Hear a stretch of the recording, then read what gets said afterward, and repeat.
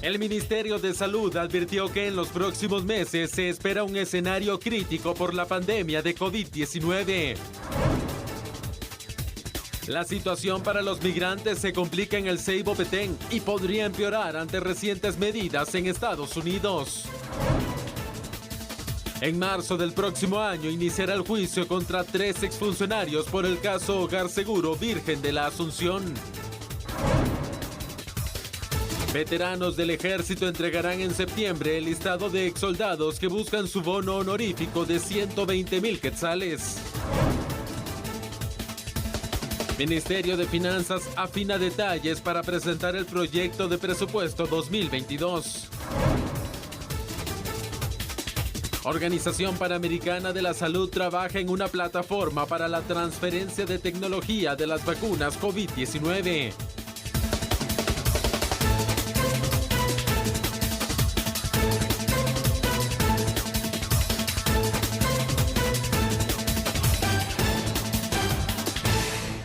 Señoras y señores, de verdad, qué gusto poder estar con ustedes completamente en vivo para llevarle el análisis acá en su programa de análisis precisamente a la medida. Sandy, ¿cómo estamos? Buenas noches. Muy buenas noches, Julio. Lista para el análisis. Gracias Excelente. por compartir con nosotros y por siempre estar pendientes de este que es su programa. Iniciamos entonces con un punto que es muy crítico, Julio, y es que es imposible no hablar de la situación del COVID-19 y también de esas proyecciones que dan miedo. Un escenario crítico el que se prevé para los próximos meses. ¿Te parece si empezamos con ese contexto? Comenzamos entonces. ¿Qué dicen las autoridades de salud?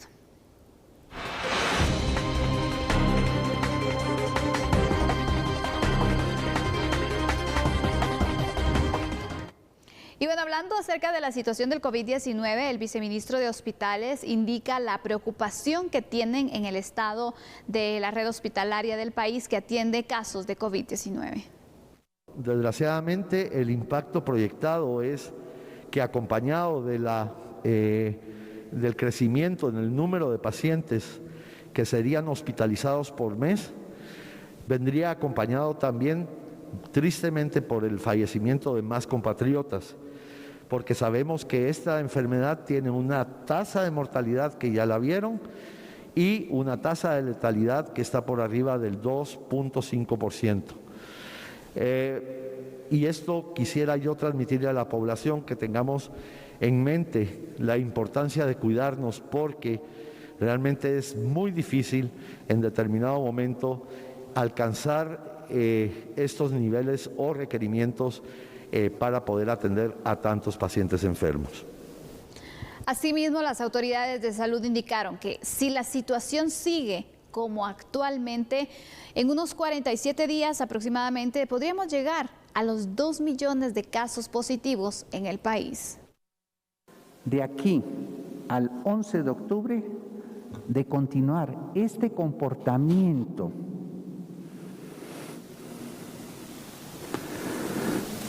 asociado a la presencia de 5 variables de virus COVID en el país, hacen una mezcla tremenda y podemos llegar a tener de aquí al 11 de octubre hasta 2.627.047 casos.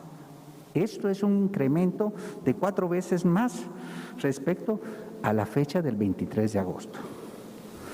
También tendríamos un incremento de defunciones hasta de 25.156 defunciones, es decir, 2 veces más que las reportadas al 23 de agosto.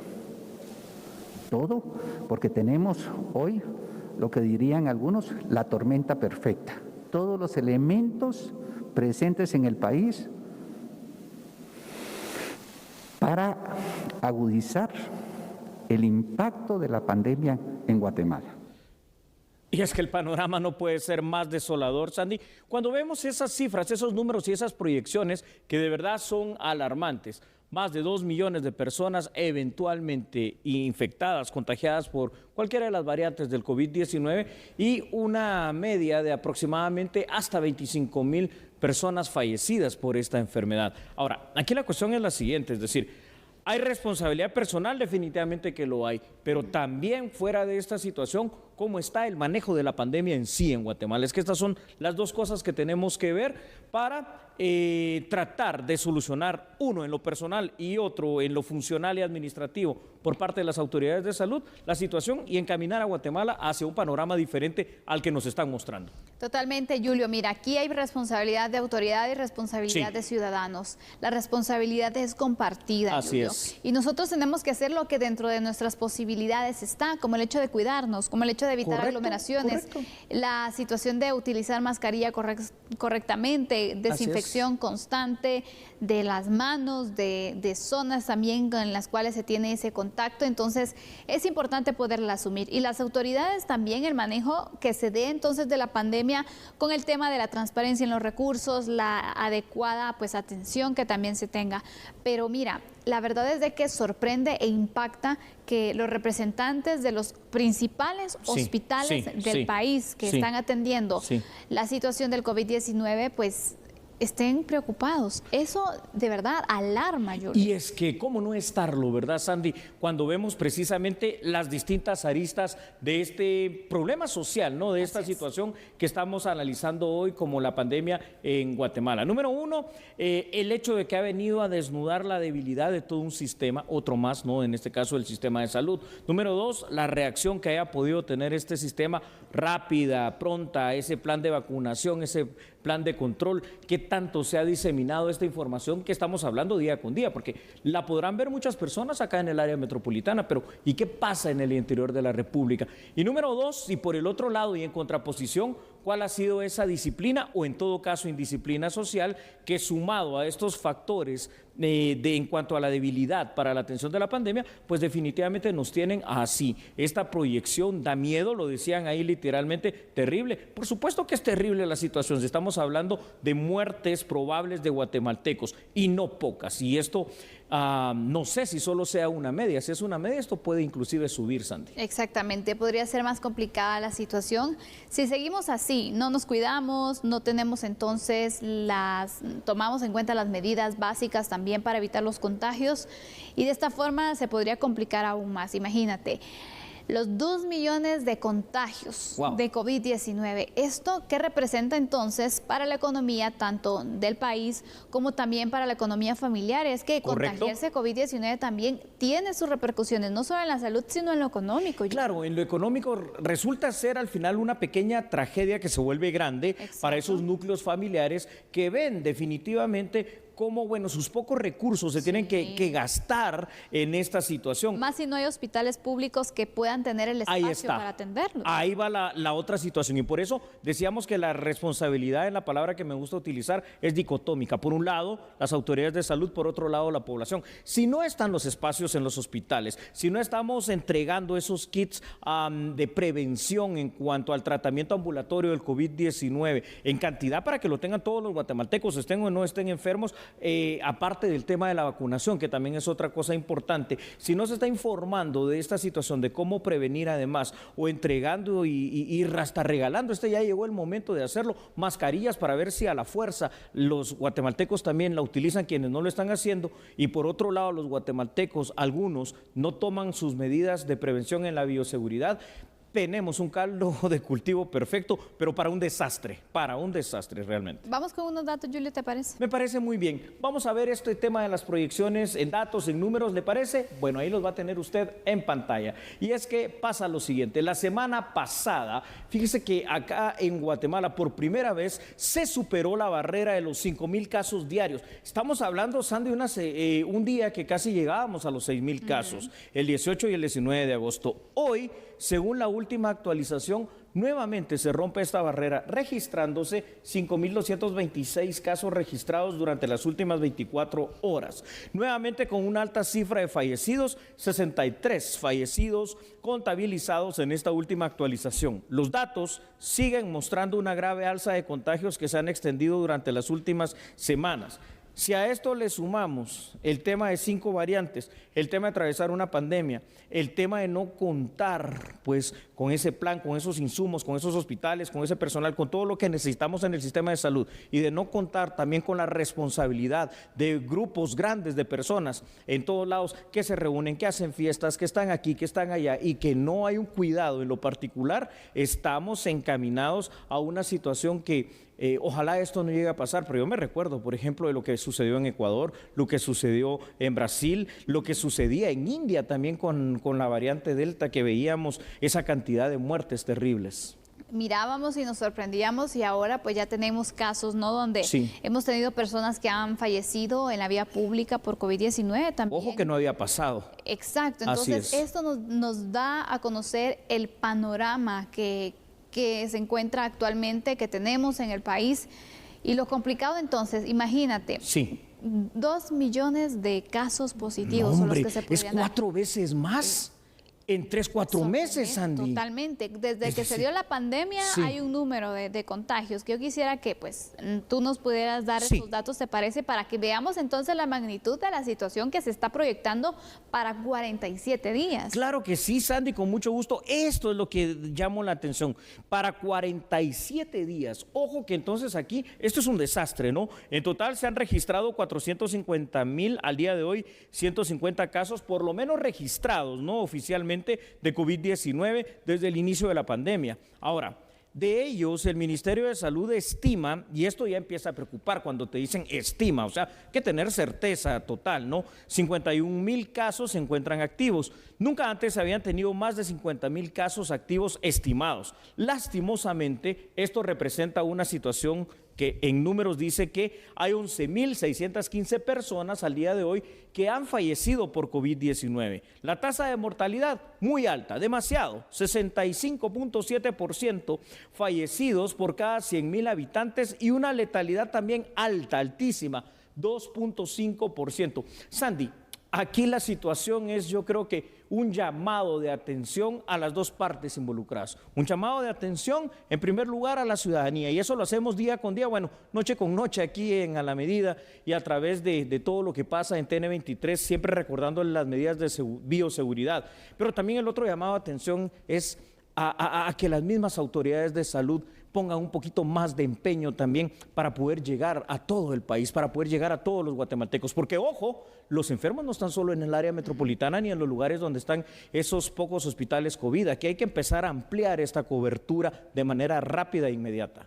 Y aquí el papel que van a jugar los alcaldes también va a ser importante, correcto, Julio, porque aquí cuando hablamos de responsabilidad compartida, incluso entre autoridades está esta responsabilidad compartida. De acuerdo. Entonces los alcaldes tampoco pueden hacerse a un lado o dejar solamente esperar instrucciones del Ministerio de Salud o ver qué hace el Ministerio de Salud. No, ellos también tienen que tomar la batuta de esta situación porque son las autoridades locales y tienen que ir gestionando incluso, Julio. Si no han tenido la posibilidad entonces del traslado de vacunas, ver la forma en la que se les haga, porque hay lugares donde de verdad no se ha avanzado mucho con la vacunación. Ahí está la situación y tú tienes razón. Entonces aquí empezamos a encontrar a otros actores importantes que pueden ser exógenos a esta situación, pero que lo importante es volverlos endógenos, que estén dentro del mismo. A ver, ya dijimos, autoridades de salud definitivamente con una gran responsabilidad y por favor a poner más empeño, ciudadanos guatemaltecos a cuidarnos más y también por favor a poner más empeño,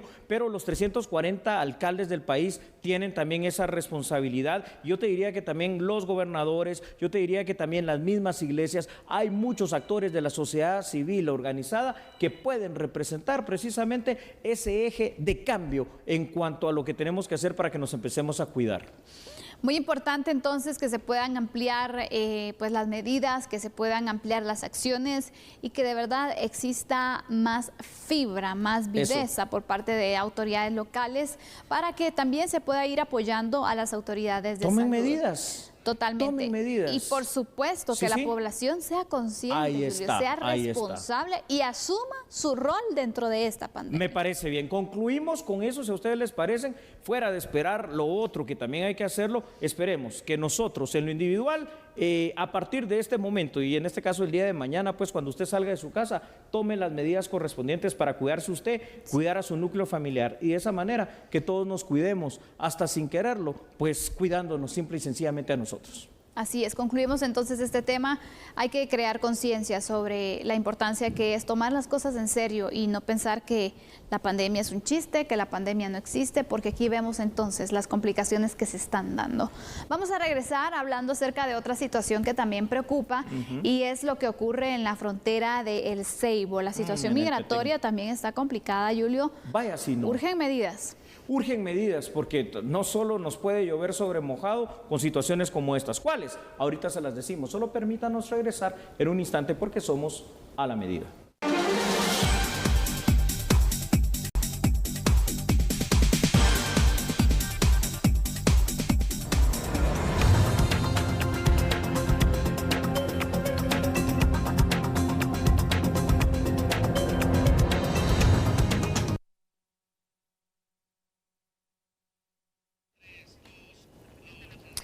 Damos a conocer ahora la situación que están enfrentando los migrantes en la frontera de El Ceibo. Entre lágrimas, desesperación y la duda de si intentar o no cruzar la frontera nuevamente, esto es lo que se vive a diario. No traemos ni un centavo en la bolsa. ¿Dónde fueron detenidos? Allá en Texas, de allá nos mandaron. ¿En Texas? De allá venimos deportados desde... ¿Y de Texas a dónde los mandaron? Para Villahermosa. Villahermosa, en avión. Ajá, en avión. ¿Pero les dijeron algo allá? No, solo nos llegaron a sacar. Pensamos que tal vez con nuestros familiares nos llevaban. No nos dijeron ni que y nos iban a deportar, nada, absolutamente nada. Solo nos llamaron, nos sacaron y nos subieron en el avión. Cuando vimos estábamos en Villahermosa, en México. Este es el testimonio de esta guatemalteca oriunda de Santa Rosa, que fue deportada junto a su hija desde Estados Unidos. Pensaba que lo había logrado, pero fue todo lo contrario. Pues nos agarraron el día viernes en la noche, nos tomaron nuestros datos y nos llevaron para la migración. 3 días nos estuvieron ahí. ¿Migración de Estados Unidos? Sí, 3 días nos estuvieron ahí y después, ayer como a las 11 de la noche nos llamaron. Mire, ¿y qué piensa hacer ahora, señora? ¿Va a regresar a Cuilapa? Voy a regresar para mi país, para mi lugar donde vivo. Ya no pienso regresar para allá. ¿Ya no piensa regresar? No. Está duro, solo que uno llega a sufrir a sus hijos. No comí 4 días, ni dormí 4 días durante el camino. Y de balde, de esfuerzo, porque no nos dejaron, ni siquiera nos preguntaron nada. Esta situación se convierte en una crisis, detallan grupos de protección de migrantes. Mira, realmente creo que podemos hablar de una crisis humanitaria, lo que está sucediendo desde hace ya varios días en la frontera del Ceibo. Es una crisis humanitaria por varias razones, porque va en contra de convenios y acuerdos, incluso bilaterales, convenios y acuerdos internacionales, por ejemplo, de la no devolución. Necesiten protección internacional, que necesiten asilo u otro tipo de medidas de protección internacional. Asimismo, Migración espera que los migrantes sean enviados a la frontera con Tecumumán para brindarles una mejor protección. Para el traslado de migrantes retornados vía terrestre desde México, se han habilitado algunos buses para llevarlos a las zonas fronterizas y también hacia la ciudad de Guatemala. Como parte de un plan piloto, a partir de este miércoles, Conamigua puso a disposición 3 buses que están destinados para el traslado de los migrantes centroamericanos retornados de Estados Unidos y México por la vía terrestre, para conducirlos a las fronteras de San Cristóbal, El Salvador, y de Agua Caliente, Honduras, y a los guatemaltecos a la ciudad capital desde El Ceibo, Petén. Transporte que les vamos a brindar de la frontera del Ceibo hacia las comunidades, la frontera del Ceibo hacia las fronteras de Honduras, El Salvador y también a Ciudad Capital a los migrantes guatemaltecos. vemos vital la ayuda que se está dando por parte de Conamigua. También es en coordinación con el Ejecutivo que está pendiente de la ayuda que estamos brindando, y estamos uniendo esfuerzos para dar esa asistencia inmediata que están sufriendo los guatemaltecos y los centroamericanos al ser retornados de una forma sin coordinación y no ordenada por parte de las autoridades de Estados Unidos y México. De los 3 buses que salieron la tarde de este miércoles del Ceibo, 2 se dirigían con rumbo a la frontera de Honduras y el tercero con destino a El Salvador. Según el Instituto Guatemalteco de Migración, este último martes llegaron 10 buses con 400 personas de nacionalidades centroamericanas que fueron retornadas desde México y fueron atendidas por varias instituciones de salud y refugio en el Ceibo, Petén. Este éxodo representa un drama y este drama representa una situación crítica en cuanto a que hay una situación humanitaria aquí que hay que atender, Sandy, y que hay que atender en México, en Guatemala, en Honduras, El Salvador. Es una crisis, esto ya no es una migración, es un éxodo que representa, entonces, traduciéndolo al castellano de manera clara, representa la falta de esperanza. Porque qué difícil estamos sabiendo todos, es tratar de llegar a Estados Unidos, pero aún así la desesperanza, la falta de oportunidad y la falta de todo un sistema que te pueda brindar protección de manera integral como persona por parte del Estado y de una sociedad, hacen que a pesar de ello salgas tratando de llegar a ese sueño americano, poniendo en riesgo tu vida, poniendo en riesgo la vida de tu núcleo familiar y por sobre todo la vida de los pequeñines, de los niños que están ahora acompañando a los migrantes. El drama humano es difícil cuando escuchas cada testimonio, Julio, donde ves a simple vista la necesidad que existe de las personas. Sí. Necesidad que las motiva a migrar sin importar el peligro y sin importar que es tan conocido todo lo que una persona sufre en ese trayecto, que es inseguro. Inseguro porque la violencia también se dispara en contra de los migrantes, inseguro porque no existe posibilidad o una certeza de que digas, sí, usted va a llegar. Inseguro porque al final entonces no se sabe si se va a regresar con más problemas de los que se fue. Sí. Pero es un riesgo que muchas personas tienen que asumir porque no tienen otra alternativa. Entonces, una de las primeras conclusiones, aunque apenas estamos iniciando el análisis, es eso que acabas de decir. Aquí lo que es seguro en esta crisis migratoria es la inseguridad que representa para las personas como tal, ¿no? La inseguridad de quedarse en su país y ver morir de hambre probablemente a sus hijos, la inseguridad que representa un trayecto que está marcado por tantos peligros, que bueno, cuesta tantas vidas. La cuestión acá es que, por ejemplo, Estados Unidos y México tiene todavía vigente, por orden de la Corte Suprema de Justicia en lo federal en Estados Unidos, un programa que se llama Quédate en México. Pero fíjate cómo es de perverso este programa, y así hay que decirlo. Quédate en México para que los migrantes, muchos de ellos, puedan permanecer en ese país, en los Estados Unidos mexicanos. Antes eran, digamos que si no eran deportados directamente a sus países, eran expulsados del territorio estadounidense y los dejaban en la frontera Estados Unidos-México. Pero ahora con esta situación los están expulsando a los que no llevan hasta su país y los están dejando en la frontera entre Guatemala y los Estados Unidos mexicanos. Y ahí el problema en este momento particularmente, aunque esto se va a extender, es en el municipio del Ceibo, en el Petén. Así es, y vemos también, y hay que reconocer el acompañamiento que le están dando ahora ciertas instituciones a las personas que, porque también veamos la situación, eran dejados en la frontera, sí, a su suerte. Abandonados. Claro, en una situación complicada en el que si una persona le dice, mire, vaya a robar y yo le voy a dar dinero para que pueda comer, probablemente la necesidad los podía hacer caer entonces en el delito.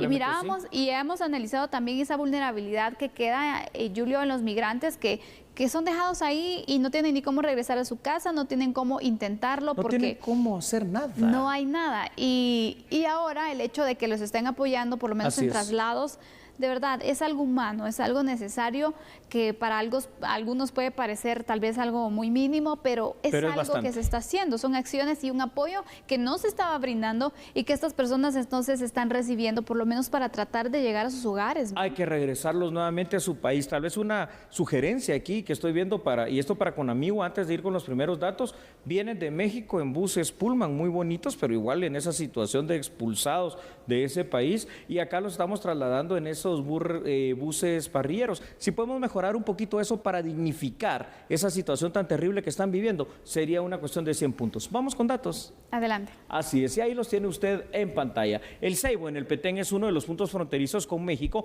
que al día de hoy está presentando problemas por el número grande ya de migrantes que están varados en ese lugar. Como parte de las medidas contra la inmigración centroamericana, los Estados Unidos de América ha ido corriendo el retorno de las personas hacia la frontera entre México y Guatemala. La cosa es alejarlos más de la frontera con ellos. Por ende, Guatemala ahora presenta problemas en algunos municipios, particularmente lo que hoy analizamos en el Ceibo, en el Petén, donde diariamente, imagínense ustedes, Sandy, salen buses con retornados hacia El Salvador y hacia Honduras. El problema quizá debe tratarse de una manera más integral y coordinada también, hay que decirlo, con las autoridades migratorias de esos dos países, porque tampoco es que sea solo responsabilidad de Guatemala, es decir, nosotros tenemos nuestros propios problemas, estamos tratando de ayudar a los migrantes salvadoreños y hondureños, pero sería bueno también tener un poquito de apoyo de sus países.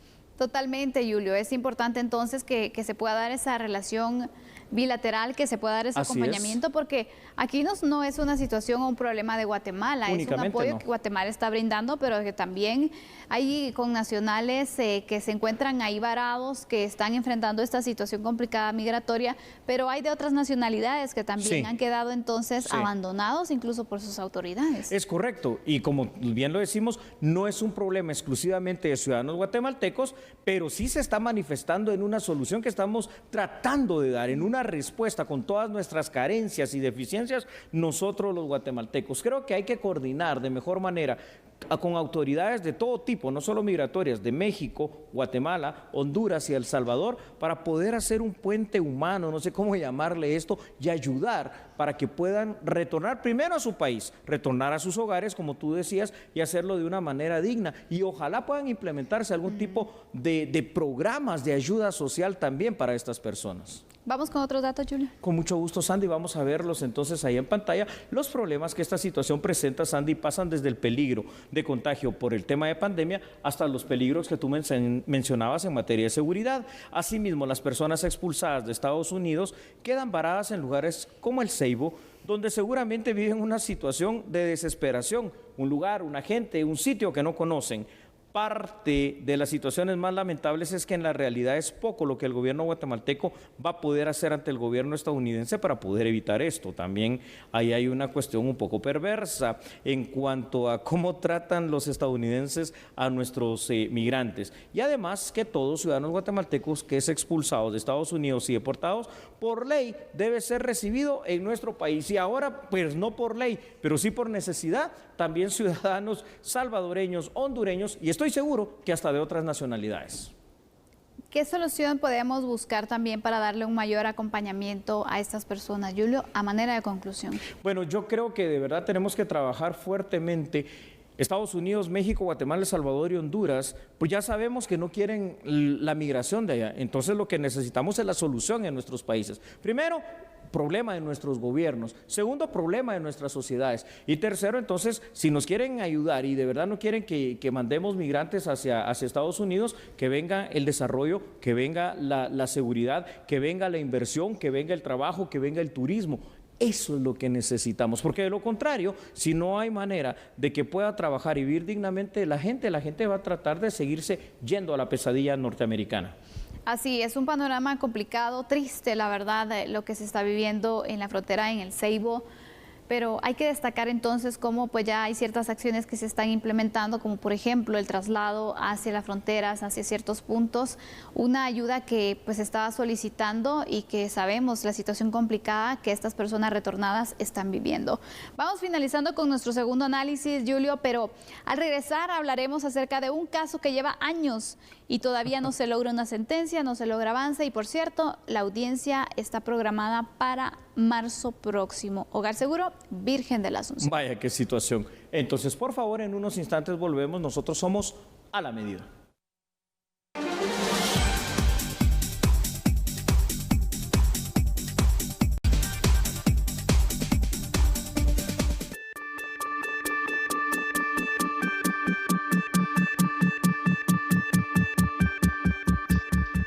El 8 de marzo del 2017, en las instalaciones del Hogar Seguro Virgen de la Asunción, ubicado en San José Pinula, fallecieron 41 niñas y adolescentes tras incendiarse el módulo de pedagogía en el cual estaban encerradas. Algunas menores de edad fueron trasladadas por los cuerpos de socorro a las emergencias de los hospitales públicos. Por la gravedad de las heridas provocadas por el fuego, fallecieron en los días siguientes. Por este hecho, la Policía Nacional Civil capturó a 11 personas. Algunos fueron funcionarios y trabajadores de la Secretaría de Bienestar Social de la Presidencia, 2 agentes de la institución policial, un funcionario de la Procuraduría General de la Nación, una funcionaria de la Procuraduría de los Derechos Humanos y una jueza de paz. El 29 de marzo del 2022 iniciará el juicio en contra de los primeros acusados. Se trata de los exfuncionarios de la Secretaría de Bienestar Social, Carlos Rodas, Anaí Keller, y el exdirector del Hogar Seguro, Santos Torres. Si el inicio del debate oral y público no se cancela para el próximo año, los primeros sospechosos del fallecimiento de las 41 niñas y adolescentes serán juzgados 5 años después del incendio. En la segunda fase se debe discutir cuáles serán las evidencias que le aceptarán al Ministerio Público y a los abogados defensores. Y en la última fase, en la cual está involucrada la juzgadora Rocío Murillo, está pendiente discutirse si podrían enfrentar un juicio. 8 de marzo 2017, cuando pasó esta tragedia. Y el juicio está programado precisamente para el mes de marzo del 2022. Yo no sé si ya hicimos la cuenta, ya la hicimos, no todos. Son 5 años después. Entonces, ¿cuáles son los plazos procesales aquí en Guatemala? ¿Están de adorno? ¿No se cumplen? ¿Qué tanto se tarda un proceso? Que estamos hablando de un proceso penal que vaya si no fue sonado en Guatemala y en varias partes del mundo. Y al final no se encuentra justicia ni para unos ni para otros, ni para las víctimas y obviamente el tema de sus deudos en este caso, ni para aquellas personas que están siendo procesadas por este caso penal.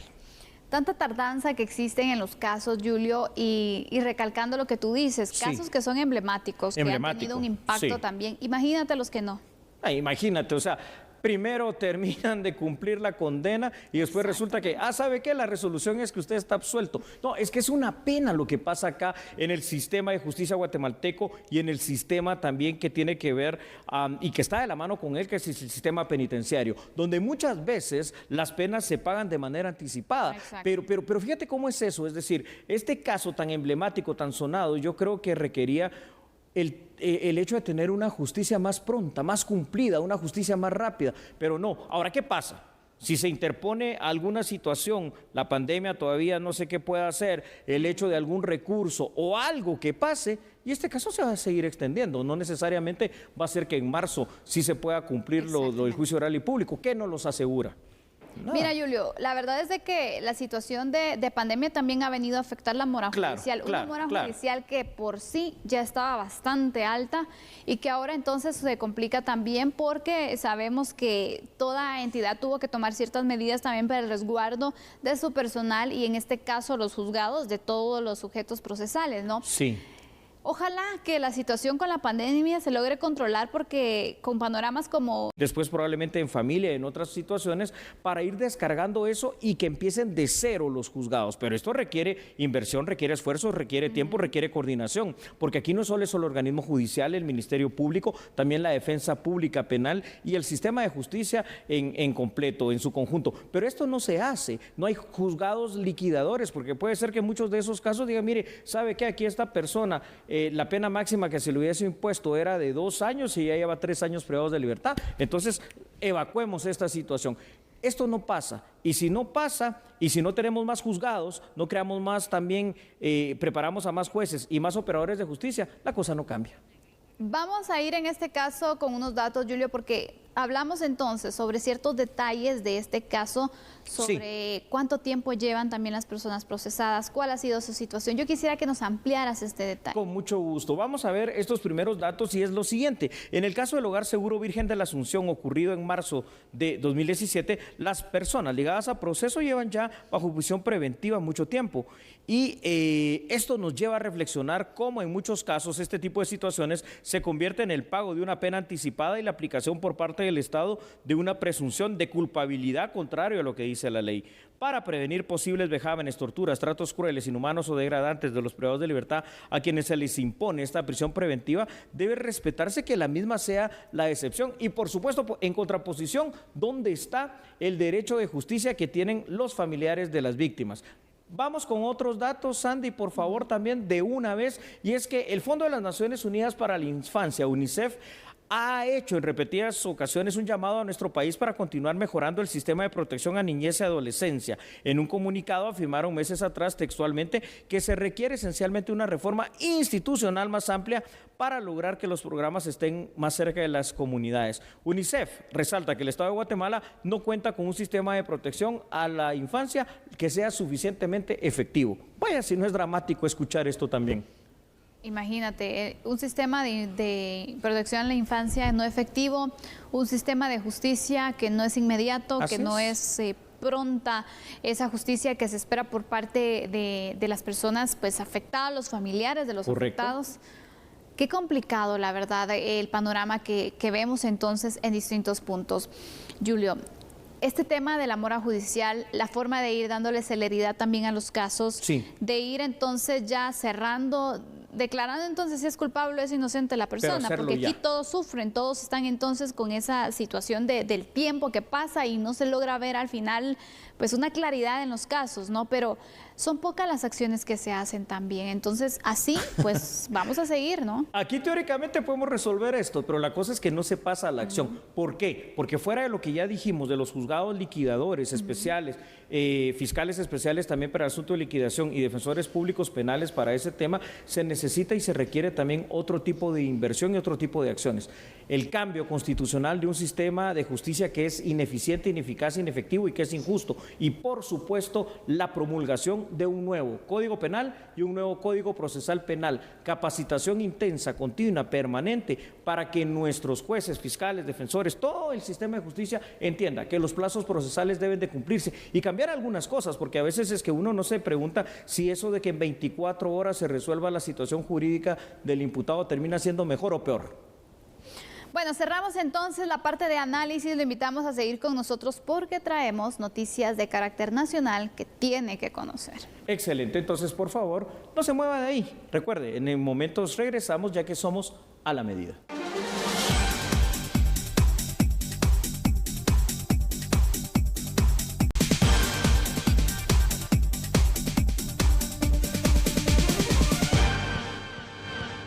Y aquí estamos de vuelta, así que bienvenido para esta parte informativa.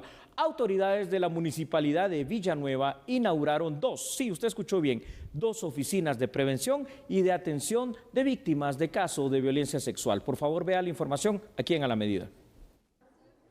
Las instalaciones cuentan con salas y personal calificado para la atención a las víctimas. Encontramos muy contentos de inaugurar 2 oficinas muy importantes. Una de ellas es con la Secretaría de la SBET, que es sumamente importante para todo el tema de trata de personas y violencia sexual, y juntamente con el Ministerio Público y la red de derivación.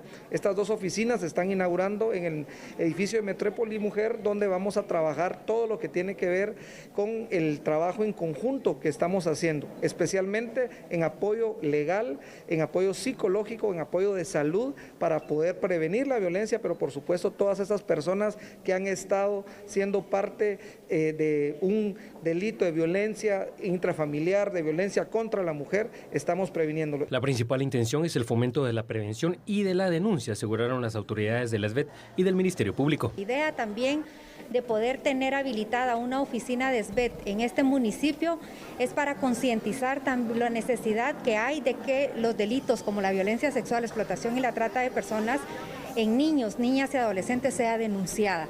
Nosotros también como red de derivación pertenecemos a esa prevención del delito, no solo a atender a la víctima del delito, sino también colaborar en capacitaciones para esa prevención del delito. En otra información, la exdiputada Estela Alonso se entregó a la justicia y fue ligada a proceso por actos de corrupción. Los supuestos actos de corrupción ocurrieron en la municipalidad de Misco en el año 2015. La exdiputada Estela Alonso se entregó a la justicia, presentándose al juzgado de primera instancia penal de Misco. Durante la audiencia de primera declaración, el juez la ligó a proceso penal por los delitos de asociación ilícita, conspiración y usurpación. Además, fue beneficiada con arresto domiciliario y se le impuso una multa de 50,000 quetzales. El Ministerio Público tiene 6 meses para continuar con las investigaciones. De acuerdo con las primeras pesquisas, Estela Alonso, junto al exalcalde de Misco, Otto Pérez Leal, y otras personas, habrían sustraído fondos de dicha comuna para patrocinar la campaña electoral del Partido Patriota. Y ahora pasamos a una información muy importante, el tema de la nutrición.